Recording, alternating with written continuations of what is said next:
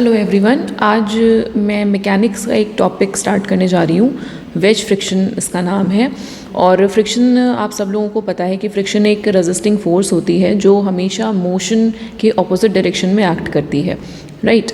और जब हम वेज फ्रिक्शन की बात करेंगे तो वेज हमारा एक कोई भी ट्रेपेजॉइडल या ट्रायंगुलर शेप का एक सपोर्टिंग एलिमेंट हम कह लें होता है, जिसको लगाने की वजह से सरफेसेस के बीच में फ्रिक्शन आता है। और वेज का जो मेन काम होता है वो या तो हम लिफ्टिंग ऑफ ऑब्जेक्ट्स के लिए यूज़ करते हैं, जैसे हमारी कभी कभी टेबल या कोई चीज़ जब हिल रही होती है, हम लिख रहे होते हैं तो वो इम्बैलेंस होती है, तो उसको बैलेंस करने के लिए नीचे हम पेपर या किसी भी चीज़ का हम इस्तेमाल करते हैं। तो ये बहुत ही मतलब कैजुअल एग्जांपल है वेज फ्रिक्शन का। तो सेम उसी तरीके से यहाँ पर आप देखें, ये एक ब्लॉक हमारा रखा हुआ है और इसको हमें इस वॉल के, ये हमारी एक वॉल है और इस वॉल के थ्रू हमें क्या करना है, इसको ऊपर की तरफ उठाना है। तो हमने इसके नीचे यहाँ पर ये फ्लोर हो गया हमारा, वेज लगाया है। और जब ये वेज हमारा लेफ़्ट साइड में मूव होगा, जैसे हम यहाँ से इसको पुश कर रहे हैं, वेज में हमेशा या तो पुश या पुल लगाया जाता है, तो जब हम इसे पुश करेंगे तो ये लेफ़्ट डायरेक्शन में मूव होगा। इसका मोशन देखें, वेज का लेफ़्ट डायरेक्शन में है। जब ये आगे की तरफ खिसकेगा तो ये जो ब्लॉक है ये ऑटोमेटिकली जब ये आगे खिसकेगा तो ये इसके ऊपर की तरफ बढ़ेगा, इस डायरेक्शन में इसका मोशन होगा। और जब ये ऊपर बढ़ेगा तो इस वॉल में भी अगर देखेंगे तो इस वॉल के रिस्पेक्ट में इस ब्लॉक का मोशन भी ऊपर के डायरेक्शन में होगा, ठीक है। तो बेसिकली हमने इस ब्लॉक को नीचे वेज लगा करके ऊपर की तरफ अपलिफ्ट किया है, इसका हमने क्या किया, ऊपर उठा दिया है, ठीक। तो ये वेज है। अब इस वेज को जब हमने लगाया तो इस ब्लॉक के इस सरफेस पे, और ये जो वेज फ्लोर पे है इस सरफेस पे, और ये जो वॉल है, जब ये ब्लॉक मूव करेगा तो इन सरफेसेस पे हमारा फ्रिक्शन काम करेगा, ठीक है। तो इसी को हम बोलते हैं वेज फ्रिक्शन, राइट। अब जब हम इसका एनालिसिस करेंगे तो हमने जैसे कि पहले बताया मैंने कि फ्रिक्शन दो सरफेसेस के बीच में आती है और ये हमेशा मोशन को अपोज करती है, रेजिस्टिंग फोर्स होती है। तो यहाँ पर आप देखेंगे कॉन्टैक्ट सरफेसेस पे आएगी। तो सबसे पहले हम देखें तो वेज और फ्लोर के बीच में ये एसी कॉन्टैक्ट सरफेस है, तो यानी एक फ्रिक्शन फोर्स हमारी एसी पे आएगी बिटवीन वेज एंड फ्लोर। दूसरी जो फ्रिक्शन फोर्स है जब हम देखेंगे तो ये जीएफ जो सरफेस है ये ब्लॉक और वेज के बीच में कॉन्टैक्ट सरफेस की तरह काम कर रहा है। तो एक हमारी जो फ्रिक्शन फोर्स आएगी वो वेज और ब्लॉक के बीच में आएगी, ठीक है, ए बी सरफेस पे, इस पूरे सरफेस पे, ठीक है, या जीएफ पे।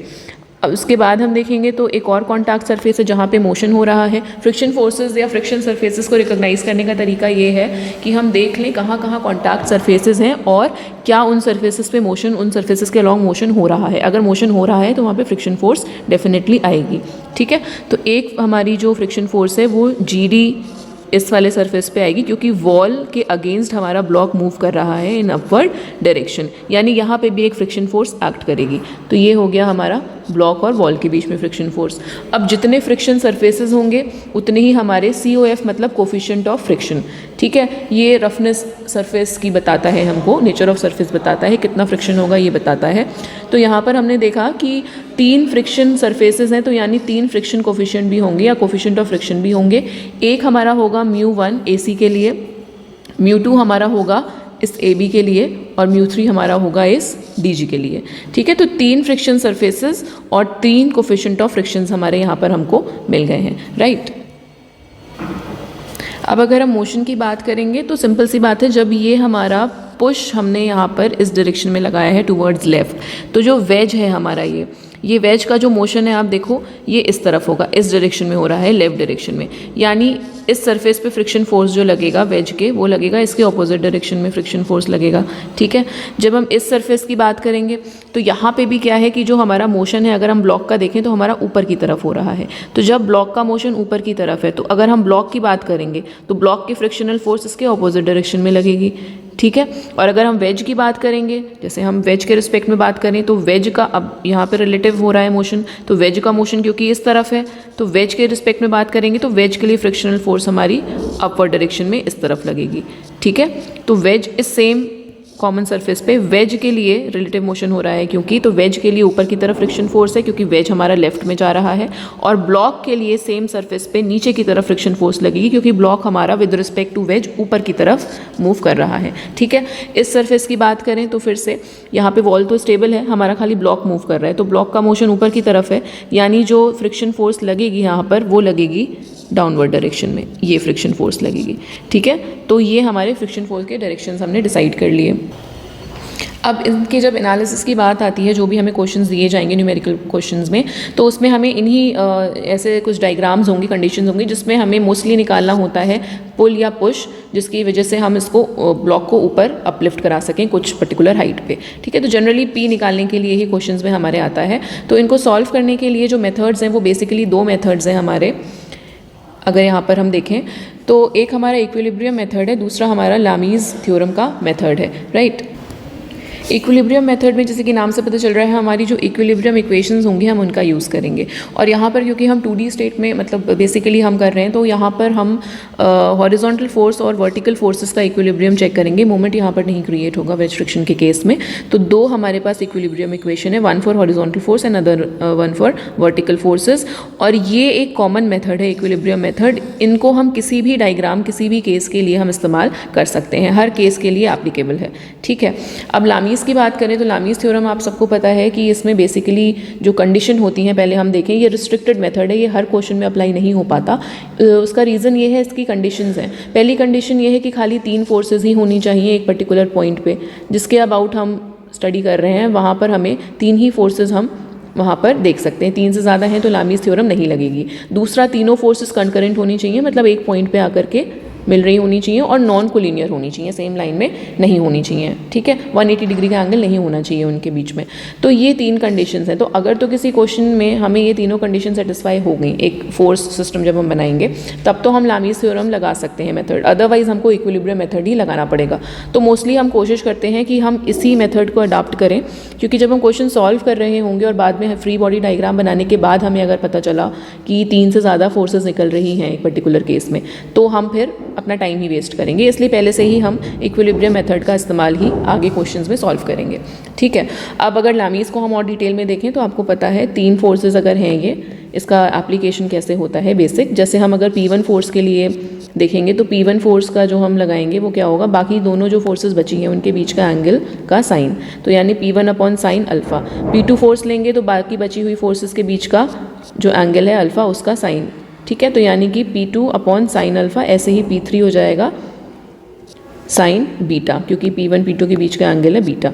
तो ये एक जनरल इक्वेशन है लामीज़ की, और अगर हम न्यूमेरिकल सॉल्व करेंगे तो यही इक्वेशन का यूज़ करेंगे, राइट। अब हम इक्विलिब्रियम मेथड को डिटेल में देखते हैं। तो इसमें ये 3-4 पॉइंट्स हमको ध्यान में रखने हैं। पहला पॉइंट ये है कि इसमें हम नॉर्मल रिएक्शन जो कि R होता है, और जो फ्रिक्शन फोर्सेस हैं F which is mu R, coefficient of friction and normal reaction, तो हम इन दोनों का ही यूज़ करेंगे। फ्री बॉडी डायग्राम जब हम बनाएंगे तो हम नॉर्मल रिएक्शन और फ्रिक्शन फोर्सेस को ही खाली ड्रॉ करेंगे, apart from the external forces. ठीक है, इसमें हमें इन दोनों के बीच का जो टोटल रिएक्शन होता है, ठीक है, उसको हमें कंसिडर नहीं करना है।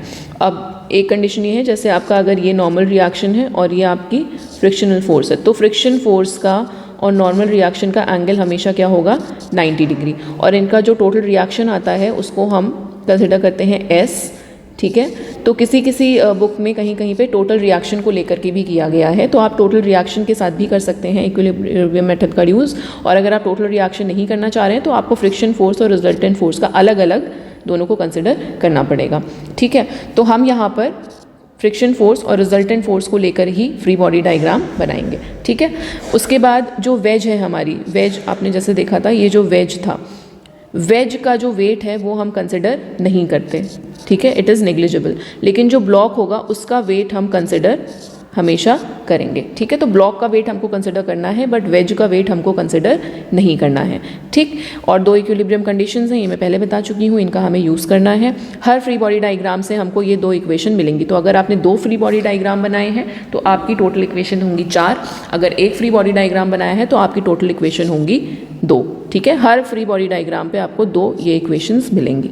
उसके बाद नॉर्मल रिएक्शन जो होगा, जैसे कि ये जो R है, ये हमेशा परपेंडिकुलर होगा फ्रिक्शन सरफेस के। जैसे अगर आपका ये वेज है फॉर एग्जांपल और आपका ये फ्रिक्शन सरफेस है, तो जो नॉर्मल रिएक्शन आप बनाओगे वो हमेशा इसके परपेंडिकुलर ही बनाओगे, चाहे वो इनवर्ड लगे चाहे वो आउटवर्ड लगे, लेकिन नॉर्मल रिएक्शन हमेशा फ्रिक्शन सरफेस के परपेंडिकुलर होगा और फ्रिक्शन फोर्स इस नॉर्मल रिएक्शन के परपेंडिकुलर होगी। ये 2 चीज़ें हमको ध्यान रखनी है while drawing free body diagram.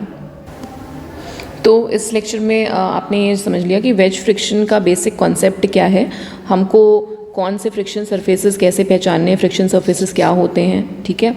Coefficient of frictions हो गया। उसके बाद हमने मेथड्स देखे, लामीज और इक्विलिब्रियम। हम इक्विलिब्रियम मेथड को आगे जो मैंने आपको बताया है कि फ्री बॉडी डायग्राम्स बनाने होंगे, तो ये जो सेम हमने यहाँ पर डायग्राम बनाया है इसका free body diagram next lecture में मैं आपको बना के दिखाऊंगी कि कैसे हम फ्री बॉडी डायग्राम किसी भी सिस्टम का, गिवन सिस्टम का बना सकते हैं, right. Thank you so much students for watching this video.